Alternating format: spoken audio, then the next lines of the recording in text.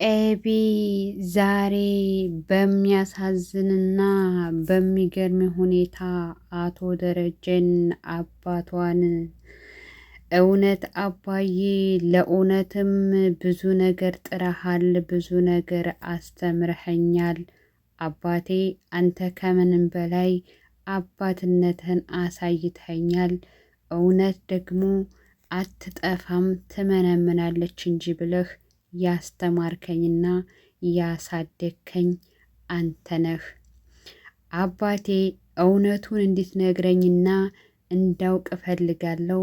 ከዚህ በፊትም ብዙ ነገሮች የጠረጠርኳቸውን ነገሮች አደርሼበታለሁ።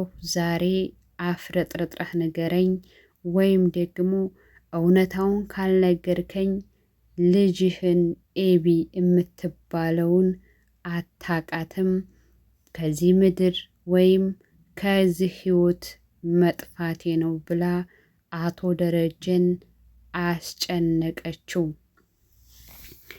አቶ ደረጀ በሚገርምና በሚወዛገብ ሁኔታ አረ ልጄ ምን ሆነሽ ነው እያለ ትንፋሹና ነፍስያውን መቋቋም አቅቶታል። አንዳንድ ጊዜ ስራ ቡቃያ ነው ይባላል። እውነት ደግሞ እውነትና ንጋት እያደር ነው የሚወጣው።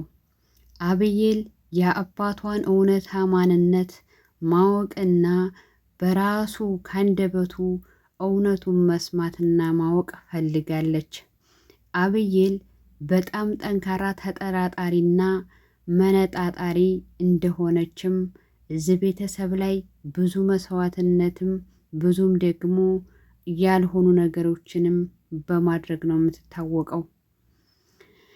ሆኖም ግን እሷ ልቧ ያላትንና እውነቱን ማወቅ ስለምትፈልግ ጥርጣሬዋንም ቀጥላ ብዙ ነገሮችን እንዳረገች እናስተውላለን።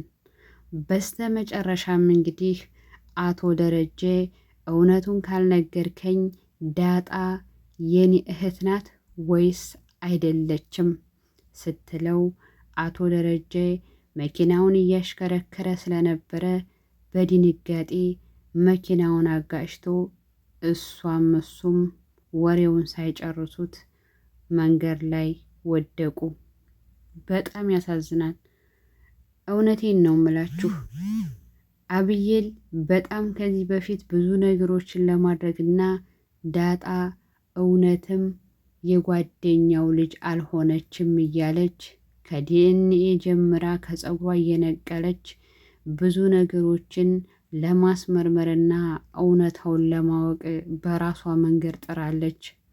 ነገር ግን ብዙ ምልክቶችንም ሆነ ብዙ ነገሮችን እየተገነዘበች ለእናቷ ስትነግራት እናቷ ግን አብዬልን ከመስማትና እስኪ ምን ታይቷት ነው ከማለት ውጭ በጣም ለቤቱ አስቸጋሪና አባትሽ ጋር ያለሽን ነገር ምን አባቴ ይሻለኛል እያለች እናቷም ማርታ ትከስታታለች።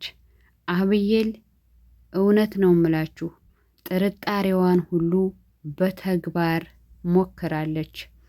ልክ ነበረች። አንዳንዴ እማናስተውላቸውን ወይም ደግሞ ጥርጣሬ ቤትን ያፈርሳል ይባላል። ነገር ግን አንድ ሰው ጥርጣሬና ምንጣሬ ላይ የሚሄደው መጀመሪያ የሰውየውን አቋምና የሰውየው ማንነቱ ሲቀየርበት የአንድ ድርጊት እንደዚህ እኮ ነበር፣ ለምን እንደዚህ ሆነ፣ በምን ምክንያት ነው፣ ይሄስ እንዴት ሊሆን ቻለ እያለ ከራሱ ጋር ከተማጎተና የዛን የሰው ከጀርባው ሆኖ ወይም ደግሞ የሚያደርጋቸውን የእያንዳንዱን ክትትል ካጨረሰ በኋላ ነው ወደ ጥርጣሬ ከዛም በኋላ ደግሞ ድርጊቱን የሚያየው።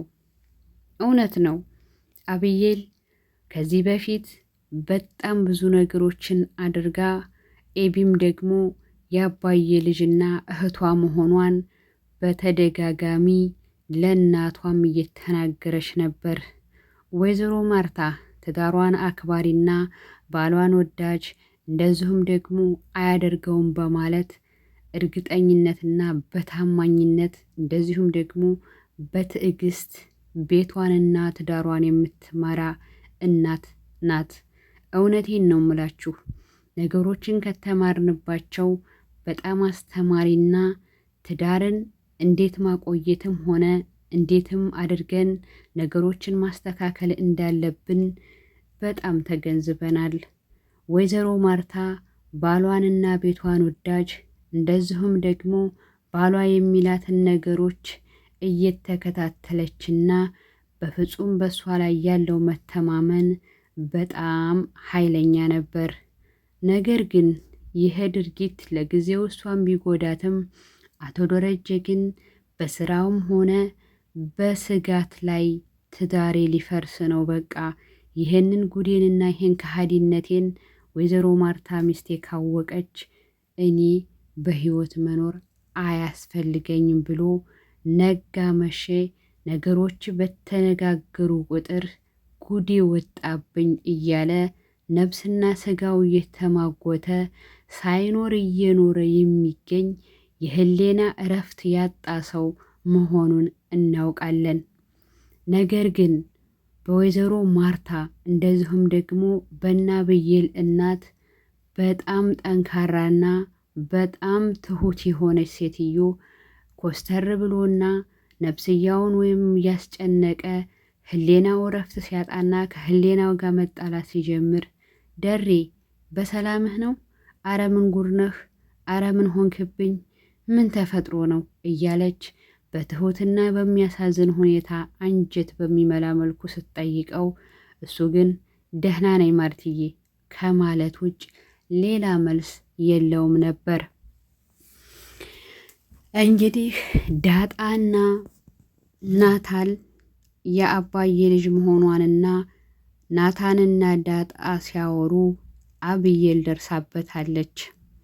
አብየል ይህንን ወሬ ስትሰማና ይህን ሲያወሩ በሰማችበት ሰዓት መሬት ትሆን ሰማይ ራሷን መቆጣጠርና እውነትም እኔ ልክ ነበርኩኝ እናቴ ስላልሰማች ነው ብላ ወደ ኋላ መጸጸትና ድንጋጤና ድንባሬ እንደዚሁም አባቷ ባየች ቁጥር አባቷ እናቷ ላይ የሚሰራውን ድራማ ስታስታውስ እየተንሰቀሰቀይ ማልቀሷን ቀጥላለች። አቶ ደረጀ በሚገርም ሁኔታ ምን ሆነሽ ነው አብየል እያለ በተደናገጠ ስሜት ህሌናው እየወቀሰው ትኩር ብላ ስታየው አብየል እውነትም የደረሰችበት ነገር አለ፣ ልጅ ያለ አንዲ ምክንያት እንደዚህ አትሆንም አለ።